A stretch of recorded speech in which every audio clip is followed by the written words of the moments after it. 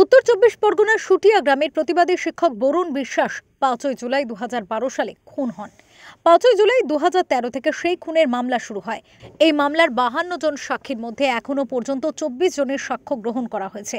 শুধু তাই নয়, ৯ জন অভিযুক্তের সকলেই জামিনে মুক্ত। বৃহস্পতিবার Bangaon additional district and session জাজ ফার্স্ট ট্র্যাক এক আদালতের সাক্ষীর দিন ডাকলেও ডাকা হয়নি বরুণ বিশ্বাসের বাবা জগদীশ বিশ্বাসকে।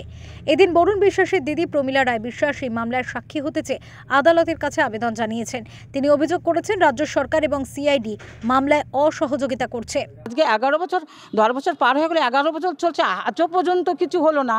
4 বার পিপি পাল্টালেন, আজও আমরা কোনো সুরাহাও পেলাম না। তাহলে তার কাছে থাকে আমাদের আশা থাকে করে তা আমরা সিবিআই দাবি করেছি, আমরা হাইকোর্টে গেছিলাম, আমরা সিবিআই ইডি হোক এনআই হোক আমার ভাইয়ের সঠিক তদন্ত হোক, আসল দোষীটা ধরা পড়ুক। কারণ আমার ভাই একজন নিষ্পাপ, একটা নিষ্পাপ, সে মানুষের জন্য কাজ করে গেছে।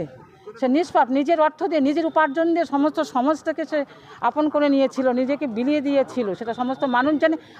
বরুণ বিশ্বাসের পরিবারের আইনজীবী মনোজ কুমার সাহা অভিযোগ করেন প্রসিকিউশন ডিফেন্সের সাথে একাত্ম হয়ে ষড়যন্ত্র করছে। প্রসিকিউশন হাইড অ্যান্ড সিক করছে এই কারণেই, গতদিনও কোর্টের অর্ডার শিটে মেনশানড আছে। আমরা কোর্টকে বলেছিলাম প্রসিকিউশন আসছে না, প্রসিকিউশনের হাজিরা ডিফেন্স কাউন্সিল থেকে নেওয়া হচ্ছে, জমা দিচ্ছে। মানে এটা একটা মারাত্মক বিষয়। আইনের চোখে প্রসিকিউশন যখন ডিফেন্সের সঙ্গে একাত্ম হয়ে যায়, সেখানে কিন্তু আর বিচারটা সঠিকভাবে পাওয়া সম্ভব না।